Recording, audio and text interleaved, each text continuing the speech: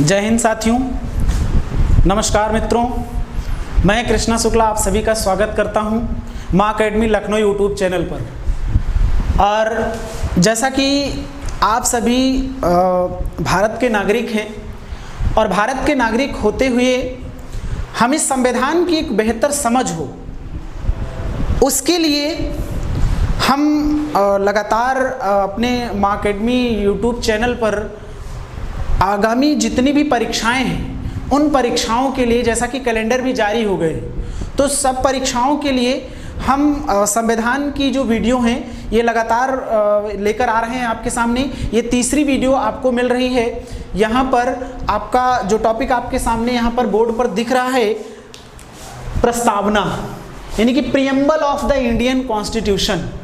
हमारे भारत के संविधान की प्रस्तावना क्या है, मतलब मेन जो बैकबोन है, तो what is the main backbone of the Indian constitution, उसको आज हम लोग यहाँ पर डिस्कस करने वाले हैं। तो इस वीडियो को आप पूरा देखेंगे कंटिन्यूअस, लास्ट तक बातें आपको सभी पूरी समझ में आएंगी। तो इसलिए इस वीडियो को आप पूरा जरूर देखेंगे, तभी चीजें समझ में आएंगी। तो preamble of the Indian constitution जो है ये हमारे संविधान की एक आत्मा के रूप में है। क्या है, कैसे और इसको किसने प्रस्तुत किया, ये सारी बातें हम आज यहाँ पर जानेंगे। प्रस्तावना जो शब्द है आप सभी इससे परिचित हैं, जो कि प्रस्ताव से ये निकल करके आया है। प्रस्तावना जो शब्द है ये प्रस्ताव से निकल करके आया है। अब ये प्रस्ताव जो था किस लिए रखा गया, क्या उद्देश्य था इसको रखने का, तो हमारे भारत को स्वाधीन होने के लिए यहाँ पर कुछ दिशा तय हो रही थी, यानी चरण चल रहे थे, एक से दूसरा, तीसरा, चौथा, पांचवा, इस तरीके से चरण चल रहे थे। हमारे गांधी जी जो थे स्वाधीनता की, यानी कि पूर्ण स्वराज की मांग कर रहे थे। 1929 में इसकी मांग पूरी हुई, लेकिन ठीक उसके पहले इस प्रस्ताव को नेहरू रिपोर्ट के रूप में 1928 में प्रस्तुत किया गया था, और जिससे यह निर्धारित होना था कि भारत का संविधान का निर्माण किया जाएगा। और 1928 का ये जो उद्देश्य प्रस्ताव यानी पेश किया गया नेहरू रिपोर्ट के रूप में, यही 1946 में, यानी कि 13 दिसंबर 1946 को ये उद्देश्य प्रस्ताव के रूप में, यानी कि ऑब्जेक्टिव रेजोल्यूशन के रूप में इसको पेश किया गया। जब ऑब्जेक्टिव रेजोल्यूशन को पेश किया गया तो मुस्लिम लीग ने इसका पूरी तरीके से बहिष्कार किया गया। वो कह रही थी मुस्लिम लीग कि हमें पाकिस्तान चाहिए और अलग संविधान सभा का निर्माण हमें करना है। तो 1946 की जो ये ऑब्जेक्टिव रेजोल्यूशन था, इसके द्वारा संविधान निर्माण की दिशा तय हो गई, और हमारे पंडित जवाहरलाल नेहरू के द्वारा संविधान सभा में 13 दिसंबर 1946 को ये ऑब्जेक्टिव रेजोल्यूशन पास किया गया, पेश किया गया, और जो कि ये 22 जनवरी 1947 को पूरी तरीके से पारित हुआ था। धीरे धीरे ये जो प्रस्ताव था यही प्रस्तावना का रूप बना। प्रस्तावना जो कि प्रस्ताव से निकला हुआ है। प्रस्तावना की यहाँ पर सबसे महत्वपूर्ण प्रश्न पूछता है कि प्रस्तावना की भाषा क्या है, यानी प्रस्तावना की जो भाषा है ये कौन सी सूची में वर्णित की गई है। तो ये समवर्ती सूची में इसका प्रावधान किया गया है। ये कहाँ से लिया गया है, ऑस्ट्रेलिया के संविधान से लिया गया है। महत्वपूर्ण प्रश्न, ये पिछले रिकॉर्ड में अगर आप प्रीवियस पेपर उठा करके देखेंगे तो ये सीधे प्रश्न यहाँ पर बना है कि प्रस्तावना की भाषा किस सूची से ली गई है, तो समवर्ती सूची से यह लिया गया है। ये ऑस्ट्रेलिया के संविधान से वर्णित है। ठीक है, तो समवर्ती सूची एक ऐसी सूची है जिसको हम कॉन्करेंट लिस्ट भी कहते हैं। कॉन्करेंट लिस्ट में केंद्र सरकार और राज्य सरकार दोनों कानून बना सकती है। इस पर जब हम अनुसूचियां पढ़ेंगे उसमें बेहतर तरीके से डिस्कस करेंगे। तो अब हम आइए जानते हैं कि प्रस्तावना है क्या। तो प्रस्तावना को एक बार अगर हम आपके सामने पढ़ते हैं तो इस सभी को प्रस्तावना से हालांकि बहुत ज़्यादा ज़रूरी है कि कॉन्सेप्ट आप सीखें और उससे निकलने वाले क्वेश्चंस क्या हैं, लेकिन फिर भी हम प्रस्तावना आप सभी के सामने इसको पढ़ देते हैं। जैसा कि हम भारत के लोग यानी we the people of India Bharat को एक संपूर्ण प्रभुत्व संपन्न समाजवादी पंथ निरपेक्ष लोकतंत्रात्मक गणराज्य बनाने के लिए तथा उसके समस्त नागरिकों को सामाजिक आर्थिक और राजनीतिक न्याय विचार अभिव्यक्ति विश्वास धर्म और उपासना की स्वतंत्रता प्रतिष्ठा और अवसर की समता प्राप्त करने के लिए तथा उन सब में व्यक्ति की गरिमा और राष्ट्र की एकता और अखंडता निश्चित करने वाली बंधुता बढ़ाने के लिए दृढ़ संकल्प हो करके अपनी इस संविधान सभा में आज तारीख 26 नवंबर 1949 को एक तद द्वारा इस संविधान को अंगीकृत अधिनियमित और आत्मर्पित करते हैं। तो संविधान की जो प्रस्तावना है यानी संविधान जो स्वीकार किया गया 26 नवंबर 1949 को ये पूरी तरीके से स्वीकार किया गया यानी कि बन के तैयार हुआ और 26 जनवरी 1950 को यह पूरी तरह से लागू हुआ।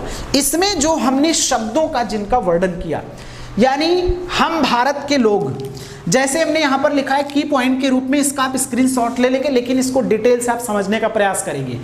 यहाँ पे लिखा हुआ है कि हम भारत के लोग संपूर्ण प्रभुत्व संपन्न यानी इसमें स्वतंत्रता की बात की गई है, इसमें न्याय की बात की गई है और इसमें समानता की बात की गई है।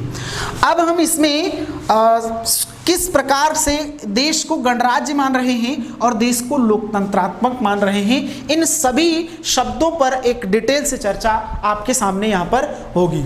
लेकिन इससे भी पहले प्रस्तावना के संदर्भ में कौन कौन से संशोधन हुए, किस प्रकार से किसके द्वारा संशोधन किए गए, ये चीज़ आपको जानना है। पहला, हमारी प्रस्तावना को के.एम. मुंशी साहब जी ने जन्म कुंडली कहा है।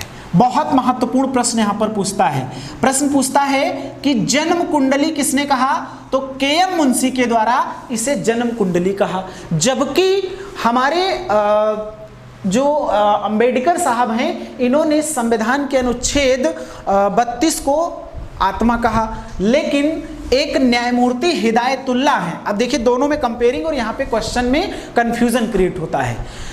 अंबेडकर के द्वारा अनुच्छेद 32 को संविधान की आत्मा कहा गया, जबकि न्यायमूर्ति हिदायतुल्ला के द्वारा संविधान की प्रस्तावना को आत्मा कहा गया।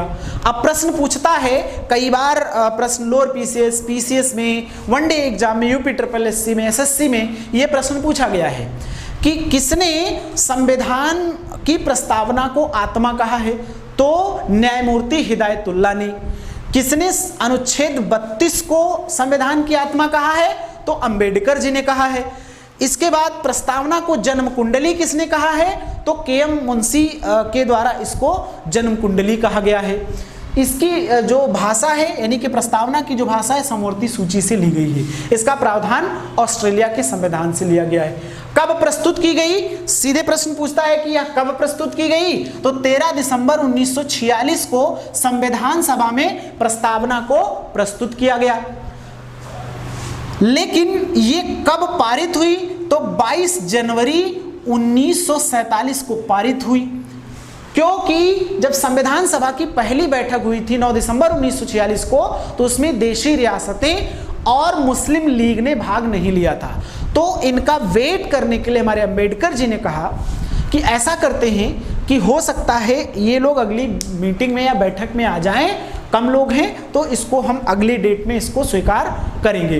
तो 22 जनवरी 1947 को जो प्रस्तावना थी, जो उद्देश्य प्रस्ताव था, वो पास किया गया। सीधे प्रश्न पूछता है कि प्रस्तावना कब पेश की गई, तो 13 दिसंबर 1946 को।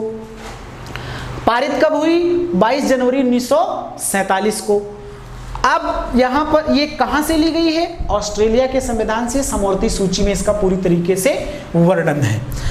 अब इसमें यह कहा गया, कई सारे इससे संबंधित केस हो गए, जैसे वेरूवाड़ी यूनियनवाद में यह कहा गया कि प्रस्तावना संविधान का अंग नहीं है। ये करीब 1967 में ये निर्णय आया और सुप्रीम कोर्ट के निर्णय में ये कहा गया, वेरूवाड़ीवाद में कहा गया कि प्रस्तावना संविधान का अंग नहीं है और इसमें किसी भी प्रकार का कोई भी संशोधन नहीं किया जा सकता है। लेकिन 1973 के केशवानंद भारती बनाम केरल राज्यवाद के निर्णय में सुप्रीम कोर्ट ने कहा कि प्रस्तावना संविधान का अंग भी है और इसमें संशोधन भी किया जा सकता है, लेकिन संशोधन करने का जो अधिकार होगा वो यानी प्रस्तावना में संशोधन कौन करेगा, तो ये अधिकार संसद के पास होगा, यानी कि पार्लियामेंट के पास ये अधिकार होगा। पार्लियामेंट इसमें संशोधन करेगी, लेकिन किस प्रकार का संशोधन करेगी ये बहुत जरूरी होगा। तो सुप्रीम कोर्ट ने कहा कि जो संसद संशोधन करेगी वो संशोधन सकारात्मक होगा, नकारात्मक किसी भी प्रकार का कोई संशोधन नहीं किया जाएगा। तो केशवानंद भारती बनाम केरल राज्यवाद निर्णय जो हुआ 1973 में ये बात कही गई। प्रश्न पूछा जाता है कि किस वाद में यह कहा गया कि प्रस्तावना में सकारात्मक संशोधन संसद के द्वारा किया जा सकता है, तो केशवानंद भारती बनाम केरल राज्यवाद कब हुआ यह, यानी सुप्रीम कोर्ट का निर्णय कब आया, तो 1973 में यह निर्णय आया था। अब इसके बाद में जब ये हो गया कि संशोधन किया जा सकता है, भाई 1973 की बात मैंने यहाँ पे 67 की बात बताई और 1973 की बात बताई। तो 1967 में बेरुवाड़ी वाद जो आया उसमें ये कहा गया कि संशोधन नहीं हो सकता, जबकि केशवानंद भारती वाद में कहा गया कि संशोधन किया जा सकता है। ठीक उसके बाद एक संशोधन हुआ 42वां संविधान संशोधन, और 42वें संविधान संशोधन में स्वर्ण सिंह समिति आई, सरदार स्वर्ण सिंह समिति, और उसके द्वारा इसमें संशोधन किए गए, जिन पर चर्चा अभी हम जब शब्दों पर चर्चा करेंगे तब करेंगे। ये सीक्वेंस था कि हमें जोड़ना था संशोधन किस प्रकार से किए गए, और उसके बाद में प्रस्तुत ये जो प्रस्तावना हमने पढ़ी कि we the people of India, यानी हम भारत के लोग भारत को संपूर्ण प्रभुत्व बनाने के लिए हम 5 प्रकार के यहाँ पर स्वतंत्रता की बात करते हैं, न्याय की बात करते हैं और समानता की बात करते हैं। तो अब आइए देखते हैं। सबसे पहला जो शब्द है हम भारत के लोग, we the people of India, क्योंकि हम भारत के लोग जो हैं ये संपूर्ण शक्तियों का स्रोत है, यानी सारी जो शक्ति है we the people of India यानी लोगों के लिए ही है, यानी जो शासन है वो जनता के लिए है, जनता द्वारा शासन है, जनता द्वारा शासित है। तो शक्ति सभी किसमें निहित है, लोगों में, इसलिए we the people of India. ये प्रश्न पूछा जाता है कि ये कहां से लिया गया, तो ये संयुक्त राज्य अमेरिका के संविधान से प्रेरित किया गया है। कहां से, संयुक्त राज्य अमेरिका के संविधान से प्रेरित किया गया है। यानी सभी तालों की चाबी इन्हीं के हाथ में है, सभी तालों की चाबी किसके हाथ में, लोगों के हाथ में है, सरकार जब चाहे तब बदल सकते हैं, ऐसा कहा गया। इसीलिए हमारी भारतीय संविधान की प्रस्तावना को कुंजी भी कहा गया है। प्रश्न पूछा जाता है कि किसको कुंजी कहा गया, तो भारतीय संविधान की प्रस्तावना को कुंजी कहा गया है। दूसरा है हम भारत को संपूर्ण प्रभुत्व बनाने की बात करते हैं, यानी सॉवरेन बनाने की बात करते हैं। जहां पर हम संपूर्ण प्रभुत्व की बात करते हैं यानी हमारा जो देश है ये किसी भी देश पर निर्भर नहीं है या किसी भी देश के कानून के अंतर्गत काम नहीं करेगा। संपूर्ण प्रभुत्व का मतलब है कि हम स्वाधीन हैं और हम किसी के ऊपर निर्भर नहीं हैं, इसका हमें सर्टिफिकेट मिल चुका है और हम किसी के सहारे नहीं हैं, किसी का कानून हमारे ऊपर चलने वाला नहीं है। तो ये संपूर्ण प्रभुत्व का तात्पर्य क्या है कि हम किसी के ऊपर निर्भर नहीं है, यानी सॉवरेन का अर्थ होता है। अब ये है कि ये कहाँ के संविधान से प्रेरित है, तो ये आयरलैंड के संविधान से प्रेरित है। कहाँ से, आयरलैंड के संविधान से प्रेरित है। आयरलैंड की राजधानी क्या है, डबलिन, ये भी थोड़ा सा जान लेते हैं, बीच में आ गया याद। तो आयरलैंड के संविधान से। संपूर्ण प्रभुत्व शब्द का तात्पर्य क्या है कि हम किसी भी देश पर निर्भर नहीं हैं। 5 प्रकार की स्वतंत्रता की यहां पर बात की गई है। प्रश्न पूछता है कि प्रस्तावना में कितने प्रकार की स्वतंत्रता की बात की गई है, तो 5 प्रकार की स्वतंत्रता की बात की गई है। पहली स्वतंत्रता क्या है, विचार की स्वतंत्रता, यानी कि हम अपने विचार रख सकते हैं, हम सरकार के संदर्भ में अपने विचार रख सकते हैं, जो जनता है उसके संदर्भ में अपने विचार रख सकते हैं, यानी हमें क्या है, अपनी बात कहने की यहाँ पर आज़ादी है। हमें स्वतंत्रता है। यानी कि संविधान के अनुच्छेद 19 में यहाँ पर अभिव्यक्ति की स्वतंत्रता का भी वर्णन किया गया है, जैसा कि हम लोग यहाँ पर बात करेंगे। संविधान का जो आर्टिकल 19 है इसमें स्वतंत्रता का वर्णन 1922 में इसका वर्णन किया गया है। 19A से लेके 19F तक पूरा स्वतंत्रता का ही वर्णन किया गया है कि आपको कहीं पर भी आवागमन की स्वतंत्रता है, कहीं पर बसने की स्वतंत्रता है, संघ बनाने की स्वतंत्रता है, सभा करने की स्वतंत्रता है, तो अभिव्यक्ति करने की स्वतंत्रता है। यानी आप राइट टू स्पीच, कुछ भी आप बोल सकते हैं, स्वतंत्रता है, लेकिन अपमानजनक आप कुछ भी नहीं बोलेंगे। विश्वास की स्वतंत्रता है, मतलब आप संविधान पर विश्वास करके अगर आपके साथ कोई भी दिक्कत होती है किसी भी प्रकार से, तो आपको संविधान के ऊपर या कानून के ऊपर विश्वास रखना होगा। उसकी भी आपकी स्वतंत्रता, आप खुद पर विश्वास कर सकते हैं, किसी और के ऊपर विश्वास कर सकते हैं, ये आपकी खुद की आज़ादी है। धर्म की स्वतंत्रता है, यानी आप अपने धर्म का प्रचार प्रसार चाहे जहाँ पर करिए, जैसे करिए, लेकिन किसी दूसरे धर्म को बिना हानि पहुँचाए, तो धर्म की स्वतंत्रता है। अब उपासना की स्वतंत्रता है, यानी कि आप यहाँ पर पूजा वगैरह भी कर सकते हैं, पूजा प्रतिष्ठा मंदिर जा सकते हैं, किसी भी प्रकार से कोई भी रोक टोक नहीं है, जिसकी भी आप पूजा करना चाहें, जिसको भी आप भगवान बनाना चाहें, तो धर्म की स्वतंत्रता। अब आपसे प्रश्न क्या पूछेगा कि निम्नलिखित में से कौन सी स्वतंत्रता नहीं है? इनमें से 3 ऑप्शन दे देता है, कोई भी यहाँ पे अगला ऑप्शन रख देगा, उसको हटा देना। तो ये हो गया। आपसे पूछेगा कितने प्रकार की स्वतंत्रता, तो प्रस्तावना में 5 प्रकार की स्वतंत्रता हमारे संविधान में वर्णित की गई है। न्याय की बात करते हैं। न्याय यानी कि जस्टिस। जस्टिस क्या है? यानी सभी लोग, क्योंकि आर्टिकल 32 में कहा गया है कि आपके जो फंडामेंटल राइट है उनकी पूरी तरीके से रक्षा की जाएगी, न्याय आपको दिया जाएगा। न्याय कैसा कैसा दिया जाएगा? सोशल जस्टिस आपको दिया जाएगा। सामाजिक न्याय की बात की गई है, यानी समाज में आपका कोई भी किसी भी प्रकार से शोषण अगर कर रहा है तो आपको न्याय दिया जाएगा, उसके लिए आप न्यायालय जा सकते हैं। आर्थिक न्याय दिया जाएगा, कोई भी आपका धन हड़प लेता है या किसी भी प्रकार से आपके धन को कोई क्षति पहुंचाता है तो उसके लिए भी आपको जस्टिस दिया जाएगा, ऐसा हमारी प्रस्तावना या प्रीएम्बल ऑफ इंडियन कॉन्स्टिट्यूशन कहती है। आर्थिक न्याय दिया जाएगा। समानता की नहीं बात कर रहे हैं, न्याय की बात कर रहे हैं, जस्टिस की बात कर रहे हैं, आपको न्याय मिलेगा। राजनीतिक रूप से अगर आपका पॉलिटिकल यहाँ पे कोई भी मामला है तो उसके लिए भी आपको न्याय दिया जाएगा। तो प्रश्न आपसे पूछता है कि कितने प्रकार के न्याय की बात की गई? हमारे प्रस्तावना में 3 प्रकार के न्याय की बात की गई है। समानता की जब हम बात करते हैं, समानता इक्वलिटी की बात करते हैं, यानी कौन इक्वल होगा कौन इक्वल नहीं होगा, तो आपकी प्रतिष्ठा की समानता है, यानी आप अगर प्रतिष्ठित हैं आपको सम्मान दिया जाएगा, यानी आप समान रूप से माने जाएंगे सबके लिए। अवसर की समानता है यहाँ पे।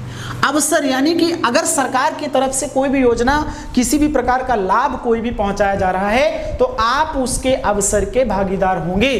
कोई भी नौकरी अगर सरकार निकाल रही है तो उसके आप भागीदार होंगे। अनुच्छेद 16 के अंतर्गत ये कहा गया है कि आप उस अवसर का लाभ उठाएंगे।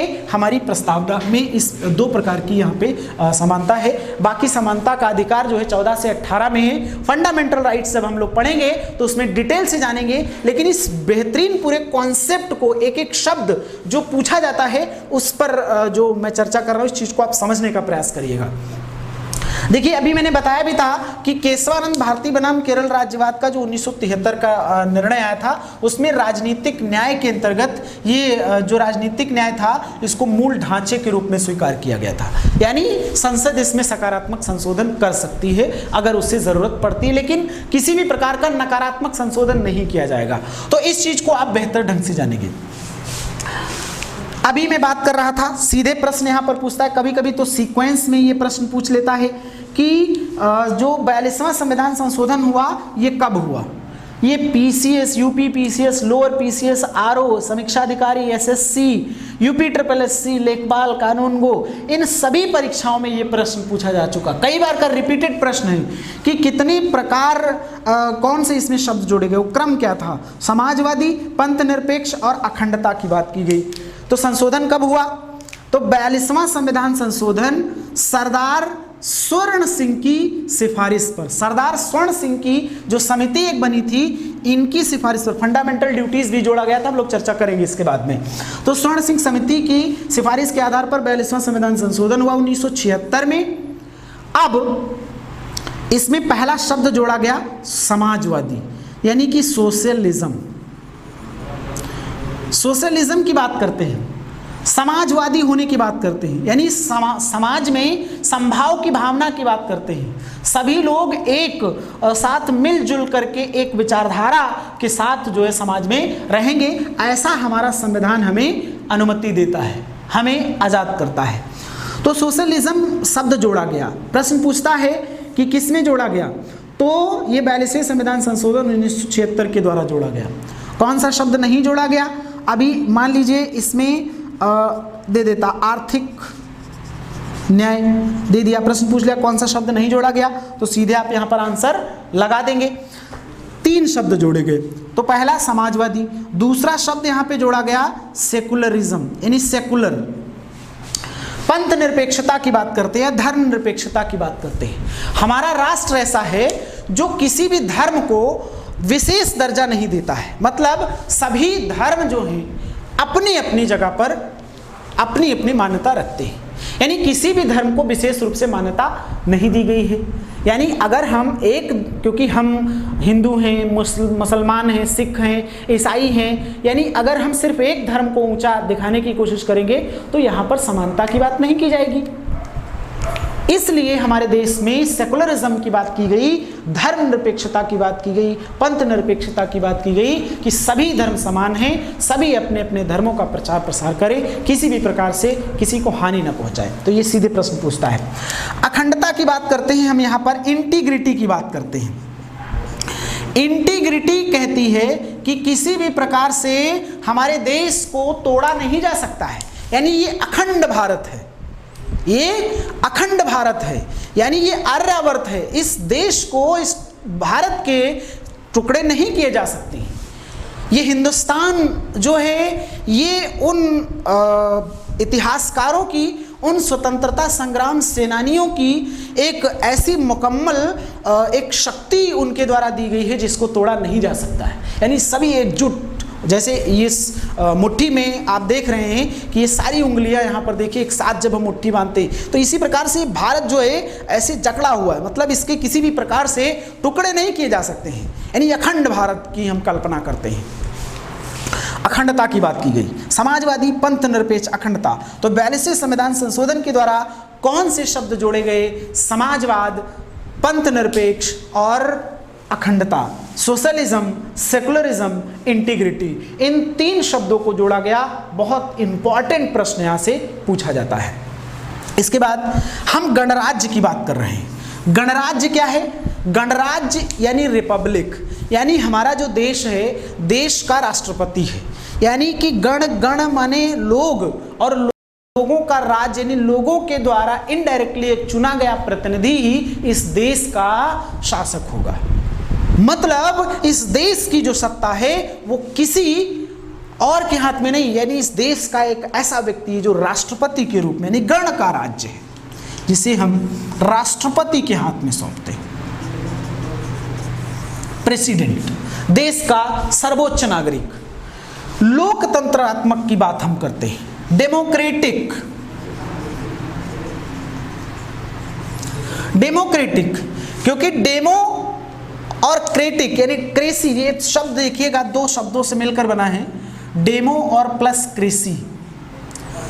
डेमो का मतलब होता है पब्लिक, क्रेसी का मतलब होता है टू रूल, यानी कि शासन करना, यानी रूल बाय पब्लिक। तो लोकतंत्र है। हमारे संविधान की प्रस्तावना में गणराज्य जैसे शब्दों के, लोकतंत्रात्मक जैसे शब्दों को स्थान दिया गया है। यानी ये जो पूरी की पूरी शासन व्यवस्था है ये लोगों की है, ये जो पूरा शासन है ये लोगों का है। एक बार क्विक रिवीजन लेते हैं इसका पूरा। एक चीज़ और देख लीजिए, यहाँ पे बंधुता शब्द प्रश्न पूछता है कि इसका प्रयोग कितनी बार किया गया है हमारे प्रस्तावना में, तो एक ही बार बंधुता शब्द का प्रस्तावना में प्रयोग किया गया है।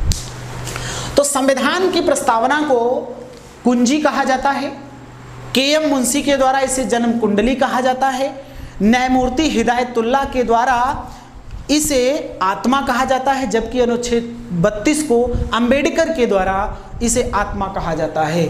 और संपूर्ण प्रभुत्व संपन्न का यहाँ पे मतलब होता है हम किसी भी देश के अधीन नहीं है, यानी हम अपने ऊपर ही निर्भर है। स्वतंत्रता 5 प्रकार की: विचार की स्वतंत्रता, अभिव्यक्ति की स्वतंत्रता, विश्वास की स्वतंत्रता, धर्म की स्वतंत्रता, उपासना की स्वतंत्रता। न्याय, सामाजिक न्याय, आर्थिक न्याय, राजनीतिक न्याय। समानता की बात करते हैं हम लोग, आर्टिकल जब फंडामेंटल राइट पढ़ेंगे तो उसमें पढ़ेंगे प्रतिष्ठा की समानता, अवसर की समानता। प्रस्तावना का किसके द्वारा पेश की गई? नेहरू के द्वारा। कब पेश की गई? 1946 में। 13 दिसंबर। कब इसको पारित किया गया? 1947 में, जनवरी 1947 में। किसने पेश किया? नेहरू के द्वारा पेश किया गया। संपूर्ण शक्तियों का स्रोत कौन है? तो हम भारत के लोग। सीधे प्रश्न पूछता है, ये यूपी SSSC पीसीएस में प्रश्न आ चुका है 2014। तो हम भारत के लोग ही संपूर्ण शक्तियों का स्रोत हैं। तो इस प्रस्तावना का आप पूरा एक स्क्रीनशॉट ले लीजिए, इसको एक बार हम दिखा दे रहे हैं पूरा, आप इसका स्क्रीनशॉट ले सकते हैं। ये संपूर्ण और बेहतर जानकारी के साथ प्रस्तावना, इससे बाहर एक भी प्रश्न नहीं आएगा, ये मेरी जिम्मेदारी है, मुझ पर छोड़ दीजिए। लेकिन इसको आप बेहतर ढंग से एक बार पढ़ लीजिएगा तो आपको आसानी से समझ में आएगा। फिर क्वेश्चंस आप लगा लीजिएगा, फिर देखिएगा। ठीक है, तो मैं उम्मीद करता हूं आप सभी को ये चीज समझ में आई होगी। ठीक है, एक बार जय हिंद, धन्यवाद।